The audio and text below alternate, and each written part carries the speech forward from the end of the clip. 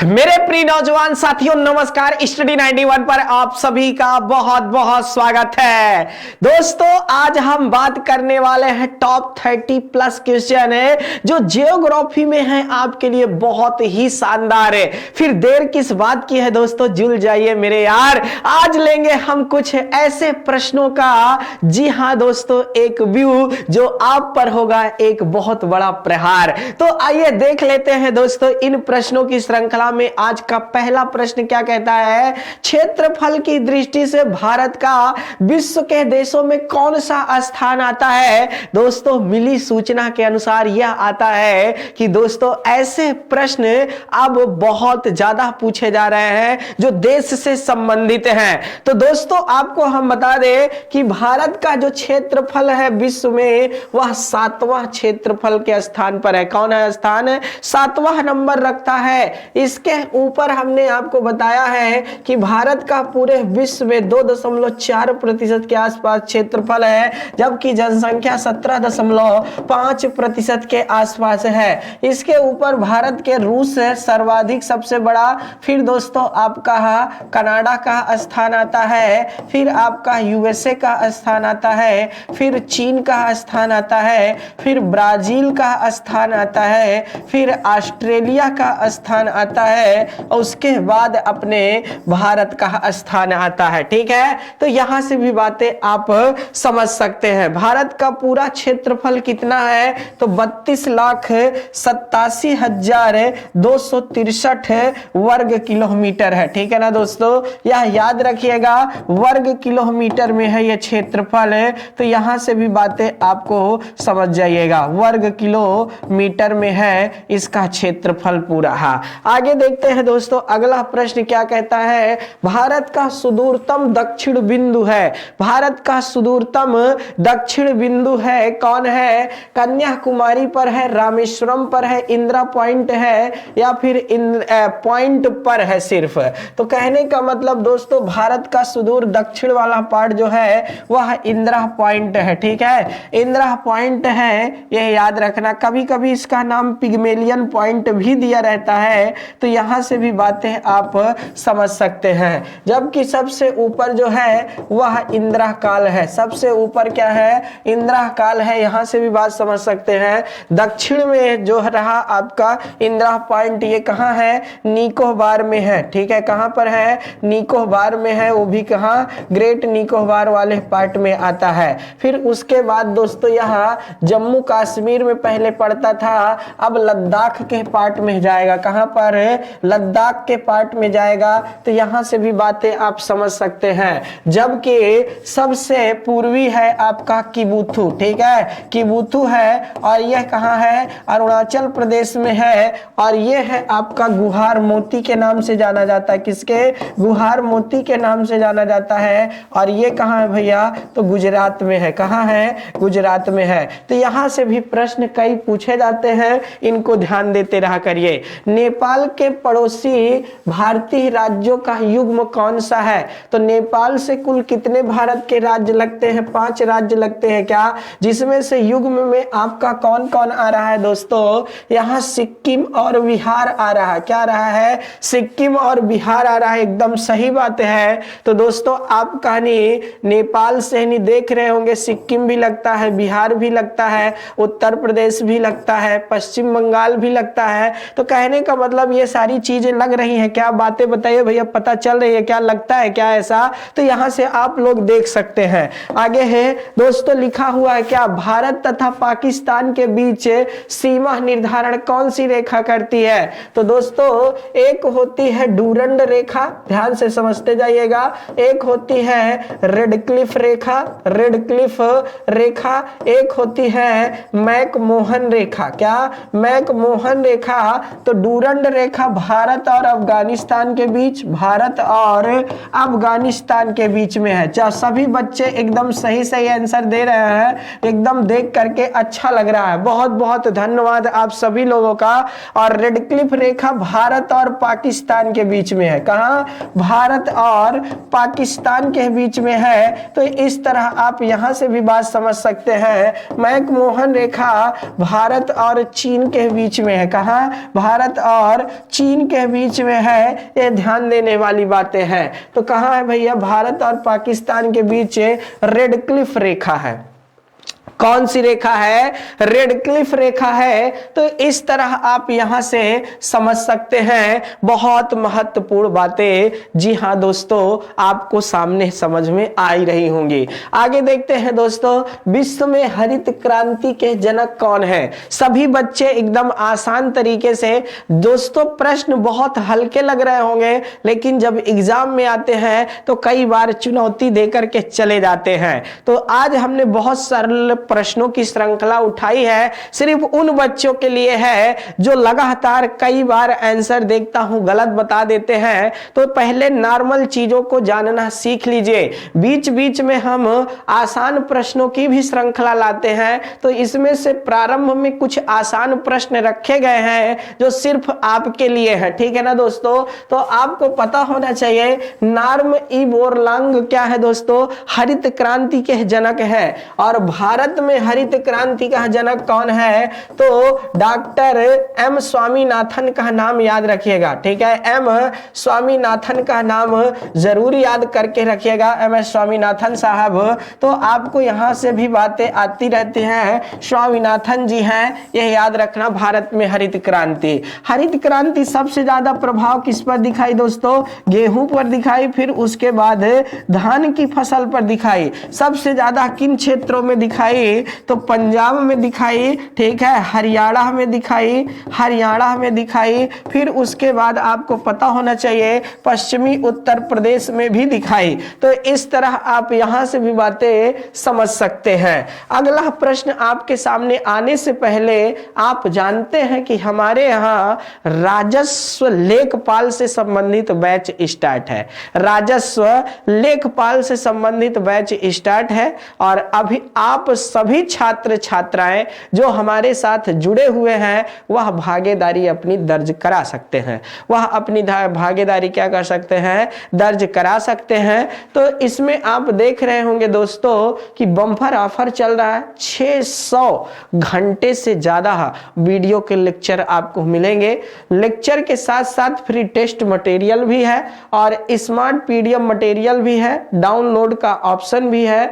और 7 जी हाँ 0077345224 पर आप कांटेक्ट करके जी हाँ दोस्तों इन सब के बारे में जानकारी जिसमें आपको चाहिए उसमें संपर्क हमारे जी हाँ भैया जो मैडम जी बैठी हैं, जो सर जी बैठे हैं, उनसे बात करके अपनी जानकारी एकत्रित कर सकते हैं। आगे क्या कहता है दोस्तों, संसार का सर्वाधिक सक्रिय ज्वालामुखी है। संसार का सर्वाधिक सक्रिय ज्वालामुखी जो है वह कौन है दोस्तों, तो आपका किलायु है। कौन है, किलायु है। यह बातें आपको पता होना चाहिए। किलायु दुनिया का सबसे ज्यादा सक्रिय ज्वालामुखियों में से एक है, जो कहां पर है, हवाई द्वीप पर है। कहां पर है, हवाई द्वीप पर है। तो यहां से भी बातें आप नोट कर लीजिए। फिर दोस्तों इधर आप देख रहे होंगे कोटोपैक्सी दिया हुआ है। क्या, कोटोपैक्सी आपका बहुत सक्रिय ज्वालामुखी है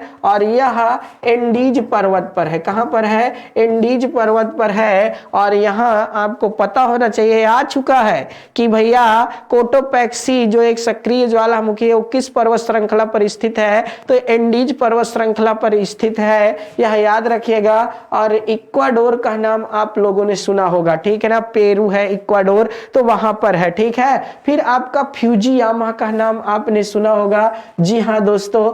वेसुवियस का नाम आपने इटली में नाम सुना होगा, जापान में नाम सुना होगा, ऐसे आपने नाम सुना होगा, ये आपका ध्यान दीजिएगा। निम्नलिखित ज्वालामुखियों में से किसे भूमध्य सागर का प्रकाश स्तंभ कहते हैं। ये नाम अभी चर्चा में रहा हुआ है, इसीलिए प्रश्न आने की संभावना ज्यादा बन रही है दोस्तों। तो आप लोग अपनी जी हाँ जो रिवीजन की क्लास होती है इसमें हम बच्चों का नाम देखे होंगे दोस्तों, आपका कम लेते हैं। क्यों, क्योंकि हमें आपसे उम्मीद है कि आप लोग जबरदस्त प्रश्नों का आंसर देंगे। और इसमें जो आंसर पहले देता है ना, जब मैं घर पे जाता हूं, सारा मैसेज पढ़ता हूं, देखता हूं, तो सच में बड़ा दिल के अंदर प्रसन्नता आती है कि मेरे बच्चे एकदम सही सही आंसर देते हैं। अच्छा लगता है कौन बच्चा क्या बोलता है, ये सारा चीजें मैं एनालिसिस करता रहता हूं हमेशा। अच्छा, एक हिटलर दीदी नाम का नहीं मैसेज आता है दोस्तों, बड़ा खतरनाक खतरनाक है। जी हाँ दोस्तों, उन्होंने इतनी अच्छी अच्छी मोटिवेशनल शायरी लिख लिख करके भेजती हैं। बहुत बहुत आभार व्यक्त उनके प्रति। एकदम हमेशा बच्चों को एक दिशा की ओर जो बताए, सही दिशा की ओर ले जाए, वह बहुत ही अच्छे इंसानों में से उनकी गिनती होती है। ठीक है, चलिए दोस्तों, निम्नलिखित ज्वालामुखियों में भूमध्य सागर का प्रकाश स्तंभ किसे कहा जाता है? तो दोस्तों स्ट्राम्बोली को कहा जाता है। ठीक है, और यह कहां पर है? तो जो लिपारी द्वीप है ना, क्या लिपारी द्वीप है, उसी लिपारी द्वीप पर यह स्थित है। ठीक है, एटना जो है कहां की है दोस्तों? आपको पता होना चाहिए। एटना आपकी नहीं जो है वह याद रखने वाली बातें हैं। यह इटली की सक्रिय ज्वालामुखी है। कहां की? इटली की सक्रिय ज्वालामुखी है। वेसुवियस भी इटली की है, याद रखना। लेकिन यह सक्रिय ज्वालामुखी नहीं, शांत है। पेलेहन का नाम याद रखना दोस्तों, कैरेबियन सागर से संबंधित ये भी आपका जो एक ज्वालामुखी है। और न्यूजीलैंड का वेस्ट इंडीज का जब नाम आता है तो वहां पर है। हेलका नामक ज्वालामुखी दुनिया की सबसे सुंदर ज्वालामुखियों में से एक मानी जाती है, जिसका संबंध आइसलैंड से है। ठीक है ना दोस्तों, यहाँ का ज्वालामुखी का जब उद्गार होता है तो लोग दीदार करने जाते हैं। ठीक है, क्या करने जाते हैं? दीदार करने जाते हैं। तो ये बातें याद रखिएगा। चलिए आगे करते हैं। निम्नलिखित में से कौन महाद्वीप क्षेत्रफल के अनुसार सबसे बड़ा है? निम्नलिखित में से कौन सा महाद्वीप क्षेत्रफल के अनुसार से बड़ा है? तो आज तक आपने ऊपर से पढ़ा ना, मैं छोटे से चलता हूं।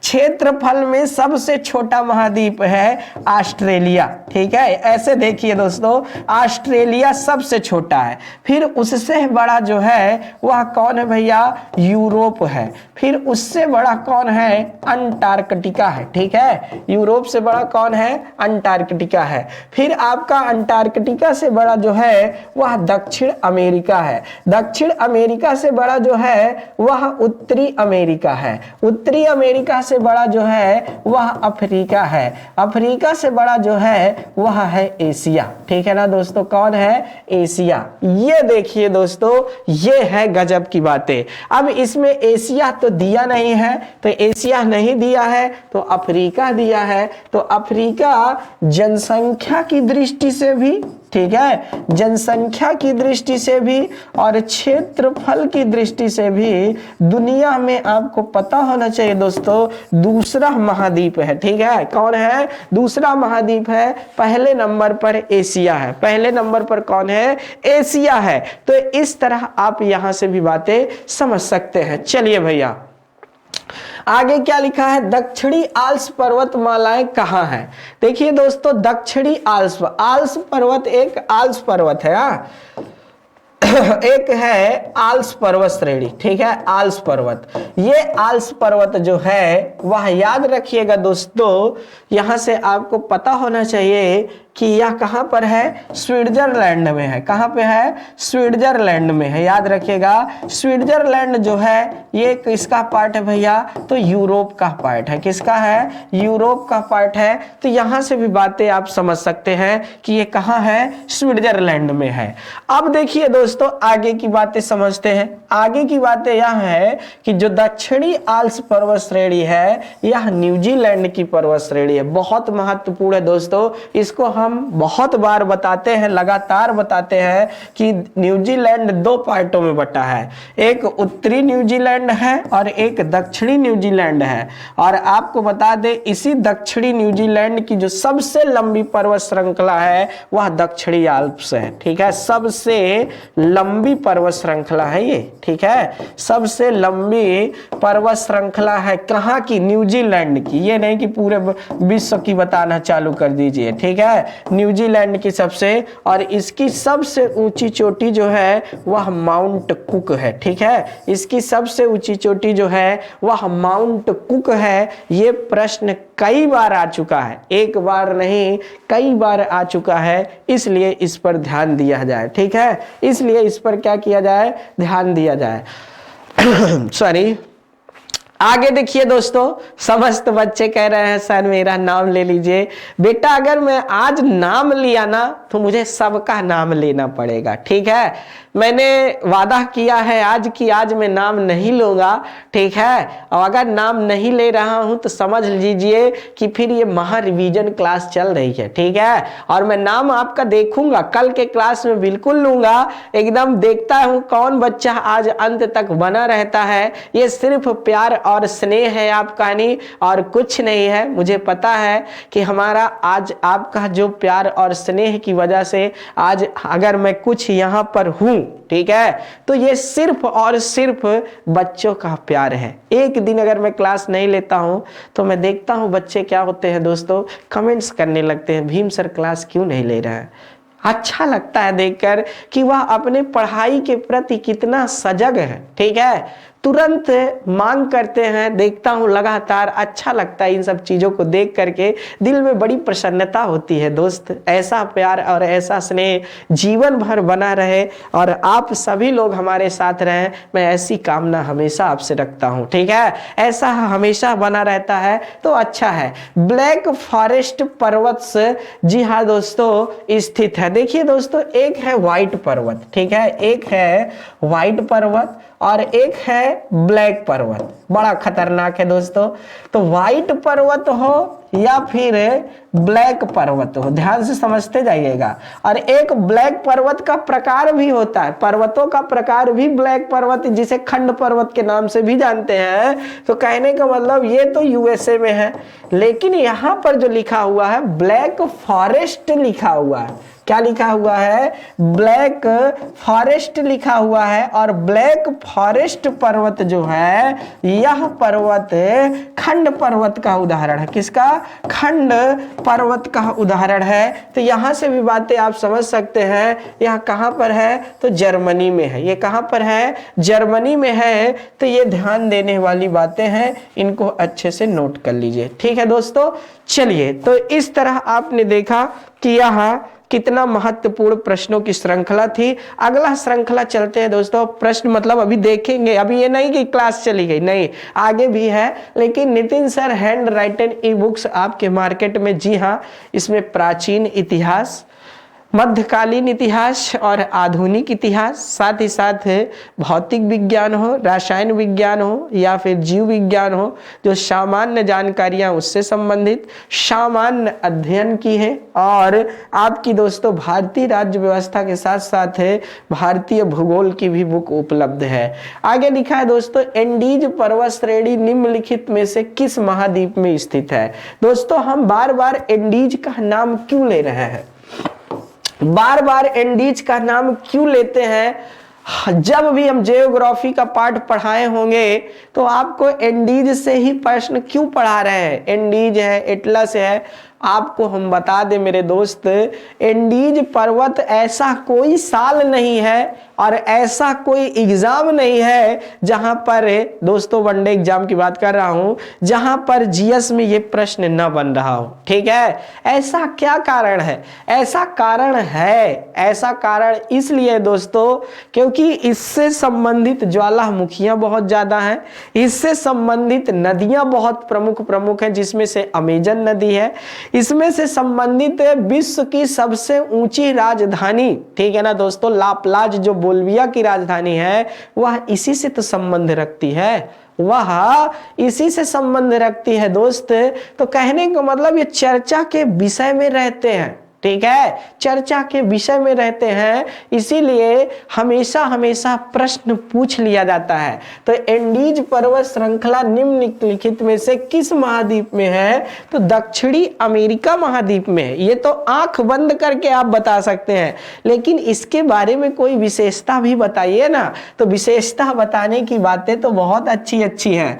पहली बात तो आपको पता होना चाहिए कि जो चूकी कमाता, ठीक है ना दोस्तों, जो चूकी कमाता, ठीक है, एक बहुत बड़ी, आपको देखे होंगे दोस्तों, क्या है, तांबे की बहुत बड़ी खान है, उसका भी संबंध इसी के पास से है। साथ ही साथ दोस्तों लापाज जो राजधानी है बोलिविया की, उसका भी संबंध इसी से है। फिर इसके बाद कोटोपैक्सी जो एक सक्रिय ज्वालामुखी है, उसका संबंध भी इसी से है। फिर आपका अमेजन रिवर, ठीक है, कई बार पूछा जाता है, याद रखिएगा, अमेजन नदी का संबंध भी इसी से बन जाता है। फिर एकांका गुआ, ठीक है, एकांका गुआ जो कह रहे, एकांका गुआ जो है यहाँ की सबसे ऊंची चोटी से भी बन जाता है। तो इस तरह कई महत्वपूर्ण प्रश्न बन जाते हैं। दूसरी बात, यह विश्व की सबसे लंबी पर्वत श्रृंखला है। विश्व की समस्त, जी हाँ दोस्तों, समस्त पर्वत श्रृंखलाओं में सबसे लंबी पर्वत श्रृंखला है। पर्वत श्रृंखला में सबसे लंबी पर्वत श्रृंखला है, याद रखना, विश्व की सबसे लंबी पर्वत श्रृंखला है, यह याद करने वाली बातें हैं। तो यहां से भी प्रश्न बन जाता है दोस्तों। तो आप देख रहे होंगे, तो इस तरह के जितने भी प्रश्न आपके जी एग्जाम में आते हैं, उन पर आपका जोर होना चाहिए। किस महाद्वीप में एटलस पर्वत श्रृंखला है? तो आप तो इसको जानते ही हैं, एटलस पर्वत श्रृंखला। देखिए दोस्तों, विश्व के 7 महाद्वीप है, पहले इनको 7 को लिख लीजिए। एशिया है, चलिए भाई मैं एशिया से, चलिए मैं कहां से स्टार्ट करता हूं, दक्षिण अमेरिका से उठा लेते हैं, ठीक है। दक्षिण अमेरिका हो गया एक, ये महाद्वीप है, आप अच्छे तरीके से जानते हैं। दूसरा उत्तरी अमेरिका महाद्वीप है, एक ये महाद्वीप है, बढ़िया है। तीसरा आपका एशिया महाद्वीप है, ये भी है। चौथा आपका ऑस्ट्रेलिया महाद्वीप है, ये भी बात सही है। फिर आपका नहीं दोस्तों यूरोप महाद्वीप है एक, ये भी बात सही है। फिर आपका अफ्रीका महाद्वीप है, अफ्रीका महाद्वीप है। फिर आपका दोस्तों अंटार्कटिका महाद्वीप है। कहने का मतलब ये आपके 7 महाद्वीप है। अब देखिए दोस्तों, विश्व की सबसे लंबी पर्वत श्रृंखला जो है वह एंडीज है। अब इसको नोट कर लीजिए, याद कर लीजिए। उत्तरी अमेरिका की रॉकीज है, मतलब रॉकी कह के बुलाते हैं। हिमालय की एशिया की आपकी हिमालय है, एशिया की आपकी क्या है, हिमालय है। ऑस्ट्रेलिया की आपकी ग्रेट डिवाइडिंग रेंज है, ग्रेट डिवाइडिंग, जी हाँ दोस्तों, रेंज है। फिर आपको पता होना चाहिए, रेंज भी लिख लीजिएगा। यूरोप की जो है स्कैंडेवियन है, ठीक है, स्कैंडेवियन है, याद रखिएगा, स्कैंडेवियन है। अफ्रीका की आपकी जो है वह कौन है दोस्तों? तो अफ्रीका की आपकी एटलस है, एटलस है। फिर आपका नहीं दोस्तों अंटार्कटिका की क्वीन मोड है, क्वीन मोड है। ये अब मैंने 7 की सबसे लंबी पर्वत श्रृंखला लिख दी है। तो यहाँ पर आपकी जो एटलस दिया है यह अफ्रीका की है, ठीक है। अब आंख बंद करके आप इनको याद कर लीजिए। अगर आपको याद हो जाए तो समझो फिर वाह वाह क्या बात है दोस्तों, यहाँ से प्रश्न आपके जरूर आएंगे, तो इसलिए इनको ध्यान देते रहा करिए। चलिए आगे देखते हैं दोस्तों, आपसे एक प्रश्न और इसी से पूछा जाता है, किस महाद्वीप की कौन सबसे ऊंची चोटी? ठीक है, तो ध्यान देते जाइएगा। दक्षिण अमेरिका की महाद्वीप की सबसे ऊंची चोटी जो है वो है एकांका गुआ। उत्तरी अमेरिका की माउंट मैकिनले, माउंट मैकिनले है। एशिया की सबसे ऊंची चोटी जो है दोस्तों वह आप जानते हैं, विश्व की सबसे ऊंची चोटी माउंट एवरेस्ट। ऑस्ट्रेलिया की सबसे ऊंची चोटी है कोइस्को, ठीक है। यूरोप की, जी हाँ दोस्तों, आप अच्छी तरीके से जानते हैं, जी हाँ, नाम तो पता ही होगा आपका, एयरबूस का नाम तो बिल्कुल नाम याद रहना चाहिए। फिर लिखा है अफ्रीका की एटलस किलिमंजारो है, ठीक है। और अंटार्कटिका की जो है वह कौन सी है दोस्तों, आप कहने जाहिर सी बात है मैसिव है, ठीक है ना दोस्तों, विल्सन मैसिव के नाम से जाना जाता है, विल्सन मैसिव के नाम से जाना जाता है। तो यहां से भी जितनी प्रश्न बन सकते थे अगर आप इनको देख लेंगे तो नो डाउट्स बहुत महत्वपूर्ण होगा। जो महासागरीय धारा शेष 3 से भिन्न है वह कौन है, ठीक है, वह कौन है, ठीक है ना दोस्तों। हम कहते हैं हम अपनी जान की दुश्मन को जान कहते हैं, हम अपनी जान की दुश्मन को जान कहते हैं और मोहब्बत के इसी नाम को तो हिंदुस्तान कहते हैं दोस्तों, ठीक है ना दोस्तों। यह याद रखिएगा दोस्तों, ध्यान देने वाली बात है। कहते हैं किसने दस्तक दिया इस दिल में, किसने दस्तक दिया इस दिल में। जी हाँ दोस्तों, आगे बातें बताएंगे, बहुत तगड़ा है, थोड़ा सा सोचने दीजिए। अभी जो महासागरीय धारा शेष 3 से भिन्न है वह क्या है दोस्तों, हंसते रहा करिए बस। वेनेजुएला है, ब्राजीलियन है, दक्षिणी भूमध्य रेखीय है और आपका पेरुवियन है। तो दोस्तों कहने का मतलब यहाँ पर जो पेरुवियन है ये अलग है, बाकी वेनेजुएला, ब्राजीलियन, दक्षिणी भूमध्य रेखीय ये सब दक्षिणी अटलांटिक महासागर से संबंधित है। किससे, दक्षिणी अटलांटिक महासागर से संबंधित है, यह याद रखना। दक्षिणी अटलांटिक, ये बिंदी यहां पे रहेगी, अटलांटिक महासागर, ठीक है ना दोस्तों, क्या महासागर, ये बातें आपको पता होना चाहिए। तो दक्षिणी अटलांटिक महासागर से संबंधित है, जो अपने आप में बहुत महत्वपूर्ण है, जो अपने आप में बहुत महत्वपूर्ण है। तो यहां से भी प्रश्न आपके पूछे जाते हैं, लगातार प्रश्नों की एक श्रृंखला चलती है दोस्तों। तो आप लोग बढ़िया से इसको ध्यान देते रहिए और अच्छे से नहीं दोस्तों आप लोग इसका निर्वहन करिए। जितने भी प्रश्न आपके बनते हैं नो डाउट्स बहुत महत्वपूर्ण होते हैं और आने वाले दिनों में ये हमेशा हमेशा अच्छे ही रहते हैं। इस तरह दोस्तों आप लोग देखते रहा करिए।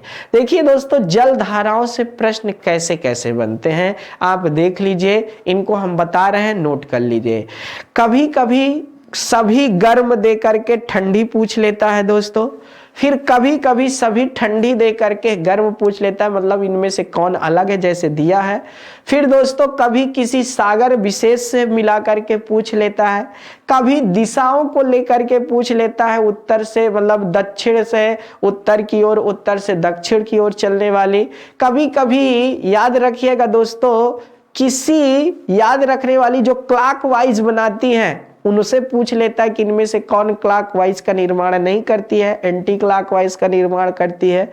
इस तरह के प्रश्न भी पूछे जाते हैं। तो ये याद रखिएगा, सबसे तेज प्रवाहित होने वाली जलधारा या फिर उसकी कोई उपनाम है उससे दोस्तों, या कोई विशेषता है उससे। तो इस तरह के प्रश्न भी जलधारा से देखने को मिलते हैं, याद रखना। या फिर किसके तट पर कौन सी जलधारा प्रवाहित होती है, ऐसे भी पूछा जाता है, दिशा से भी लेकर।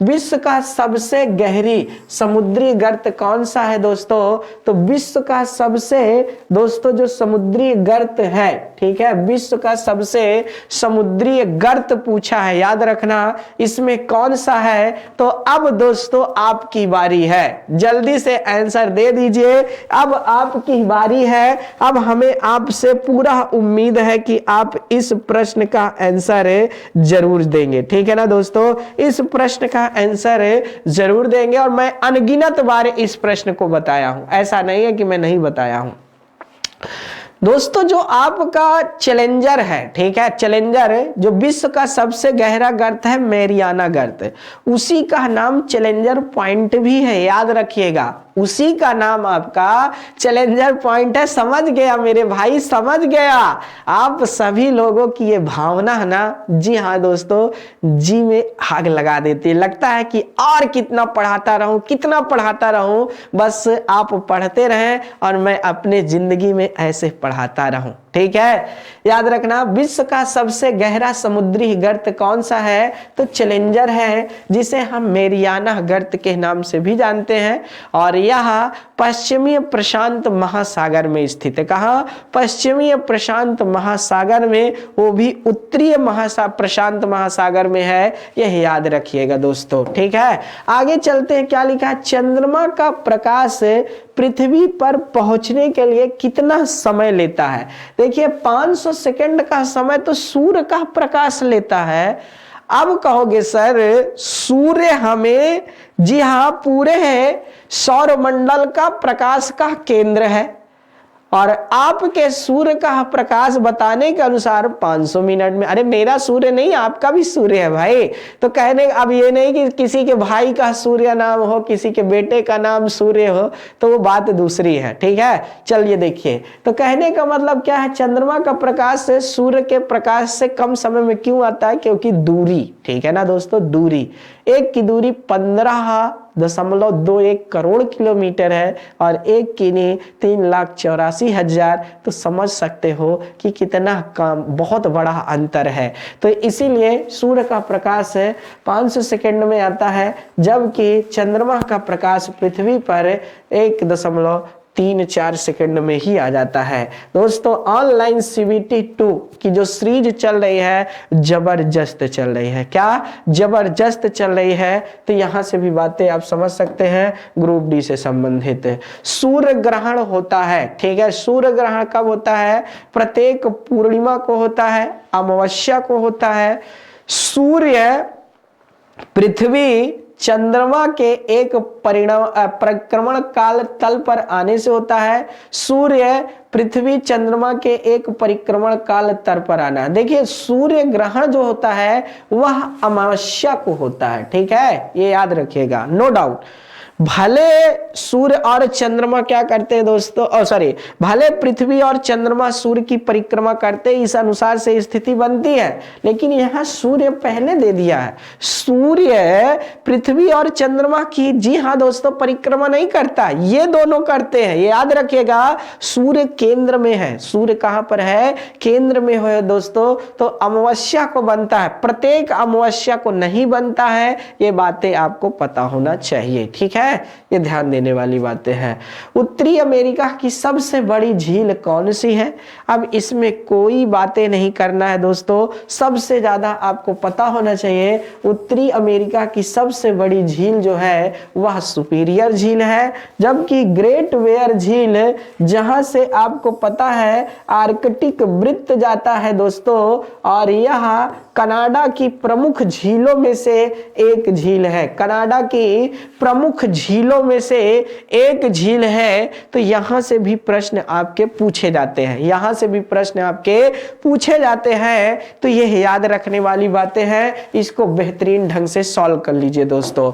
आगे देखिए दोस्तों, किस महाद्वीप को पठारी महाद्वीप कहते हैं? देखिए दोस्तों, किसी को पर्वतीय महाद्वीप कहा जाता है, जैसे एशिया को। किसी को पठारी महाद्वीप कहा जाता है, तो जैसे आपका, जी हाँ दोस्तों, अफ्रीका को। किसी को मरुस्थलीय महाद्वीप कहा जाता है, तो आप कहानी, जी हाँ, ऑस्ट्रेलिया को। अफ्रीका आपका पठारी है, ऑस्ट्रेलिया आपका मरुस्थलीय है, भारत, एशिया आपका पर्वतीय है। ठीक है ना दोस्तों। किसी को मरुस्थल विहीन भी कहते हैं, किसी को आपको वनों का महाद्वीप कहते हैं। तो दोस्तों इसमें जो आपका पठारी महाद्वीप है वह है अफ्रीका। अफ्रीका महाद्वीप को याद रखिएगा दोस्तों। काला महाद्वीप, अल्प महाविकसित, अंध महाद्वीप, ऐसे नामों से भी इसे पुकारा जाता है। लिखा है कौन सा महाद्वीप मरुस्थल विहीन है? ऐसा कौन सा महाद्वीप है, जी हाँ दोस्तों, जो मरुस्थल विहीन है, जिसमें कोई मरुस्थल ही नहीं है? वह है आपका, जी हाँ दोस्तों, यूरोप महाद्वीप। कौन सा है? यूरोप महाद्वीप। यूरोप महाद्वीप आपका कैसा महाद्वीप है? तो मरुस्थल विहीन महाद्वीप है। ठीक है, मरुस्थल विहीन का मतलब इस महाद्वीप में एक भी मरुस्थल नजर जल्दी नहीं आए। क्यों नहीं आते? क्योंकि दोस्तों ना तो ये व्यापारिक पवन के प्रवाह में आता है और ना ही यहाँ के पश्चिमी भाग में कोई ठंडी जलधारा प्रवाहित होती है, जिसके कारण यहाँ पर एक भी आपके मरुस्थल का जन्म नहीं हुआ है। ठीक है, ये कारण है आपका। तो यूरोप को लगा लीजिए सबसे ज्यादा, जी हाँ, मरुस्थलों की भूमि जो कहा जाए कहाँ है, तो आपकी ऑस्ट्रेलिया में। लेकिन विश्व का सबसे बड़ा मरुस्थल कहाँ है, तो आपका अफ्रीका में। सॉरी बेटा। तो इस तरह आप यहां से भी बातें समझ सकते हैं कि यह बहुत बड़े प्रश्नों की एक श्रृंखला है। इस पर आपको ध्यान है तो देना ही पड़ेगा ना, बिल्कुल देना पड़ेगा। क्यों नहीं देना पड़ेगा? तो यहां से आप समझ सकते हो दोस्तों, आप जानते नहीं हो कि हम लोगों का क्या कर्तव्य बनता है सब पढ़ाई के प्रति। ऑस्ट्रेलिया महाद्वीप से होकर कौन सी अक्षांश रेखा गुजरती है? दोस्तों अभी हाल ही में आपका टीटी का पेपर हुआ, ध्यान से देखते समझते हैं। उसमें सीधा लिख करके आया मकर रेखा, ठीक है ऐसे डायरेक्ट प्रश्न दिया था, आप जाकर के देख सकते हैं। जीएस में लिखा था 0 डिग्री, ठीक है, फिर लिखा था 23.5 डिग्री, जी हाँ दोस्तों, नॉर्थ, ऐसे लिखा था। फिर लिखा था 23.5 डिग्री साउथ, और लिखा था सिर्फ 23.5 डिग्री। ध्यान से देखते जाइएगा। अब ये ऑप्शन बना दिया मेरे दोस्त, बाप रे। जैसे ही ये ऑप्शन आया, आपको मैं बता दूं, मेरे जान के ऐसे लोग, जी हाँ दोस्तों, आंसर गलत करके आ गए। गलती कितनी बड़ी हो जाती है जल्दबाजी में, ध्यान नहीं दिया जाता है। बगैर सोचे समझे आंसर लगाकर लोग चले आए 23.5 डिग्री नॉर्थ। और 23.5 डिग्री नॉर्थ में आपको बता दूं, जो लोग लगाए गलती तो कर ही दिए ना। आपको पता होना चाहिए 23.5 डिग्री साउथ से जाती है। इसीलिए हम अनगिनत बार बताए इसको, लेकिन तब भी बच्चों के दिमाग में तो जैसे माटी का ढेला पड़ जाता है। ठीक है, कभी कभी बहुत गुस्सा आती है, लेकिन अब बहुत मानता हूं, भगवान की तरह मानता हूं, तो सोचता हूं क्या मतलब है, क्या किसको क्या बोलूं। ठीक है, अरे जब टीचर बार बार बताता है ना, तो उसको तुरंत दौड़ा देंगे देखते समय वीडियो को। अरे नहीं, उसको समझिए, जब शिक्षक कोई बता रहा है तो उसका विशेष उद्देश्य होता है। आप गलती क्यों कर जाते हैं? अगर पृथ्वी झुकी हुई पूछता तब आप आंसर लगाते 23.5 डिग्री, सिर्फ याद रखिएगा। अगर आपसे पूछता कर्क रेखा, तब आप लगाते 23.5 डिग्री नॉर्थ। अगर आपसे पूछा है मकर रेखा, तब आपको यहां पर आंसर लगा करके सही आंसर। और अगर आपसे पूछता विषुवत रेखा, तब आपको 0 डिग्री पर देना था। यही तो गलती हो जाती है ना मेरे दोस्त। अरे नॉर्थ मतलब होता है उत्तरी, नॉर्थ मतलब क्या होता है? उत्तरी, और साउथ मतलब होता है आपका दक्षिणी। और आपको हम बता दें, आपको सुन करके बड़ा अचंभित होंगे, ये बातें आपको पता होना चाहिए दोस्तों। सुन करके अचंभित हो गए होंगे कि आपका 89 नंबर पर 1 नंबर चाहिए था। 90 नंबर पास मार्किंग है टेट में, और आपका 89 नंबर आया है। बंदा सदमे में चला गया है, 1 नंबर से पीछे है, सोच सकते हो। और गलती इतनी बड़ी है, ठीक है, गलती इतनी बड़ी है, अब कोई समझ नहीं सकते हो। तो दोस्तों ऑस्ट्रेलिया महाद्वीप यहाँ पर है, इसीलिए यहाँ से मकर रेखा जाती है, ये नोट कर लीजिए। ठीक है, अब हमारा काम था बताना बेटा, आपका काम था समझना। सॉरी, आगे देखिए दोस्तों, हिंदी इंडिविजुअल का बैच जबरदस्त प्रारंभ है। जो छात्र छात्राएं हमारे साथ जुड़ना चाहते हैं, बड़े भाई के द्वारा यहाँ क्लास ली जाती है, आप लोग इसमें अपनी सहभागिता दर्ज करा सकते हैं। सुपर टेट का यह बैच है, यहाँ से भी देख सकते हैं। चक्रवात की दिशा क्या होती है? ठीक है ना दोस्तों, चक्रवात की दिशा क्या होती? उत्तरी गोलार्ध में घड़ी के सुई की विपरीत, और दक्षिणी गोलार्ध में, ठीक है ना दोस्तों, क्या सुई के अनुकूल। एकदम सही कह रहा है, याद रखिएगा, एकदम सही कह रहा है, कोई चाचू नहीं होना चाहिए। कहने का मतलब चक्रवात जो उत्तरी गोलार्ध में चलते हैं वह घड़ी के सुई के विपरीत दिशा में चलते हैं। किधर चलते हैं? घड़ी के सुई के विपरीत दिशा में चलते हैं। ऐसा क्यों? ऐसा क्यों? याद रखिएगा दोस्तों, ऐसा इसलिए कि आप जानते हैं कि भैया जब कोई, ठीक है, अर्थात पवन दक्षिणी गोलार्ध से उत्तरी गोलार्ध में प्रवेश करती है तो अपने दाईं ओर मुड़ती है, और अगर दाईं ओर मुड़ेगी तो एंटी क्लॉकवाइज का ही निर्माण करेगी। याद रखना दोस्तों, कॉरियोलिस बल याद आ रहा है, सब बताया हूं तो ये बातें आपको समझ में आ गई होंगी। और जब कोई मतलब उत्तरी गोलार्ध से दक्षिणी गोलार्ध में तो अपने बाएं ओर मुड़ती है, इसीलिए वह क्लॉकवाइज का निर्माण करती है। आखिर घड़ी की सुई कैसे चलती है? ऐसे न चलती है।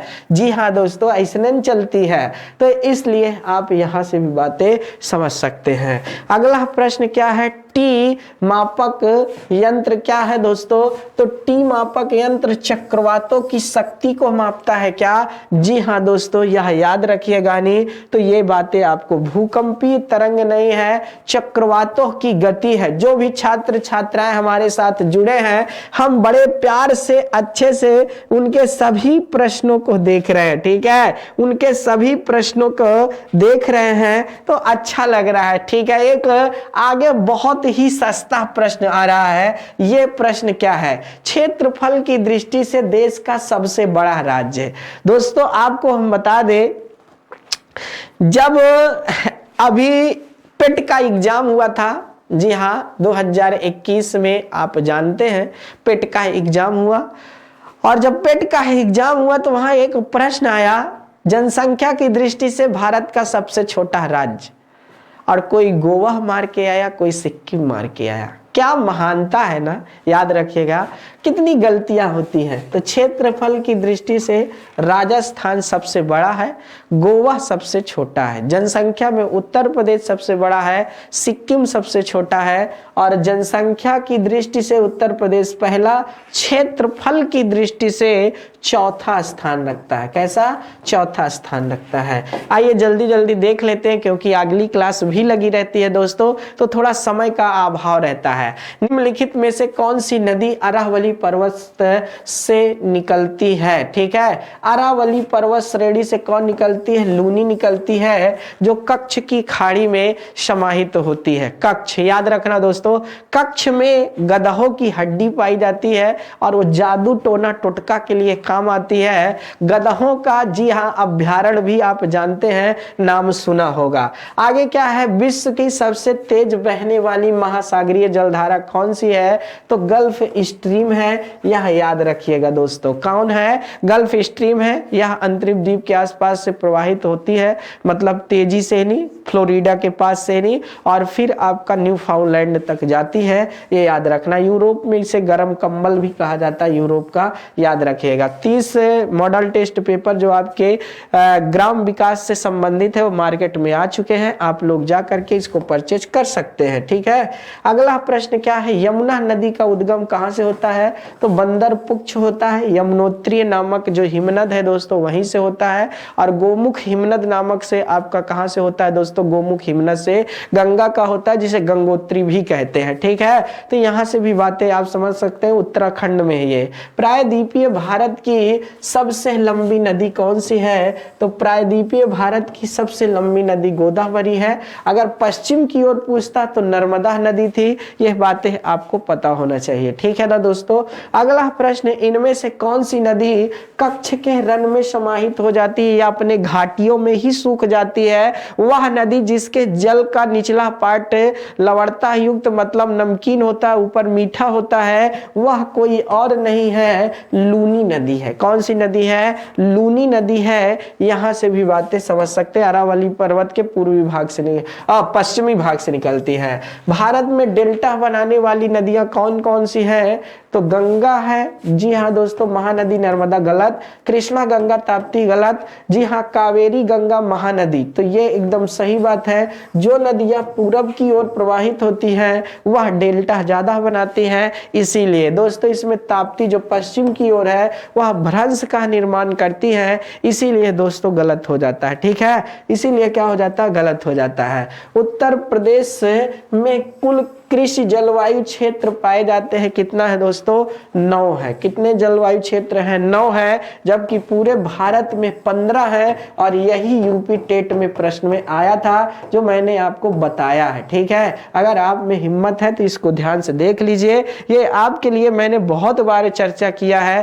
कारण क्या है, मैं चाहता हूं कि मेरे छात्र को हर चीजों का नॉलेज हो। जितने भी मेरे दोस्त यार मेरे साथ जुड़े रहते हैं, मैं चाहता हूं उनको किसी भी प्रकार की एक भी समस्या नहीं आनी चाहिए। ठीक है, अगला प्रश्न आने से पहले सामान्य हिंदी का 30 मॉडल टेस्ट पेपर आपके, जी हाँ दोस्तों, मार्केट में उपलब्ध है, ये याद रखिए। भारत के निम्नलिखित राज्यों में से किसकी तटरेखा सबसे लंबी है, महाराष्ट्र की, आंध्र प्रदेश, केरल, गुजरात की। तो कहने का मतलब सबसे ज्यादा तटरेखा गुजरात राज्य की है। फिर आपको पता होना चाहिए प्रायद्वीपीय भारत में जो आंध्र प्रदेश है उसकी सबसे ज्यादा मानी जाती है। ठीक है, ये याद रखिएगा। सबसे कम जो है वो गोवा की है। पूरे संपूर्ण भारत में देखेंगे तो अंडमान निकोबार की सबसे ज्यादा है, केंद्र शासित प्रदेश को अगर ले लिया जाए। संगमरमर क्या है दोस्तों, संगमरमर आपका एक कायांतरित चट्टान है। संगमरमर क्या है आपका, एक कायांतरित चट्टान है।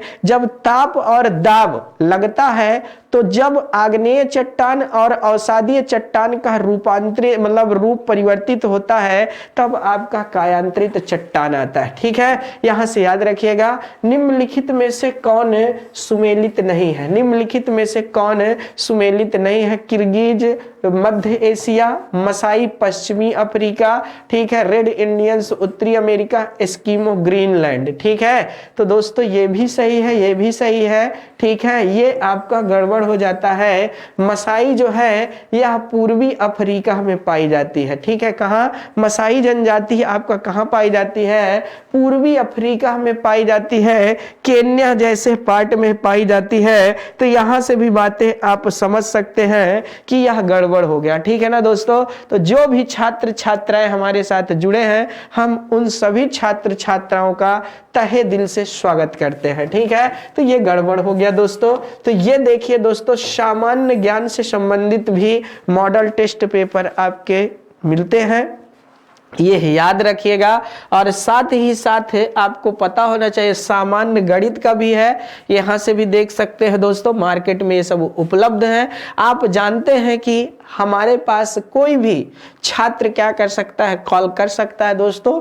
और जब तक हम स्टडी 91 परिवार में, जी हाँ दोस्तों, अपना पूरा समर्थन नहीं देते हैं, दिल अच्छा नहीं लगता है, याद रखिएगा। तो आप कॉल करके अगर आपका कोई समस्या पड़ती है विद भीम सर से बात करा दीजिएगा। तो दोस्तों आप कॉल हमेशा उसी समय करिएगा जब लाइव क्लास खत्म हो जाए, उसके कम से कम 10 मिनट बाद ही, 15 मिनट बाद ही कॉल करिएगा, तो आपकी हमारी बातें हो सकती हैं उस समय। ठीक है, तो इस समय आपको हमने सारा सुझाव दे दिया है।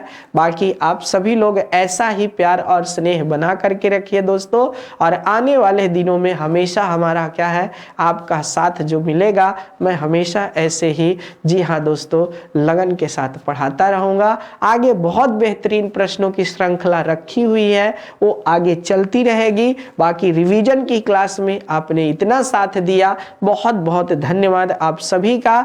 और आगे भी ऐसा ही प्यार स्नेह बनाकर रखिए बेटा, आगे क्लास लगी है, इसीलिए मैं अपनी क्लास को यहीं पर आज विराम देता हूं। बहुत बहुत धन्यवाद आप सभी का। जय हिंद दोस्तों।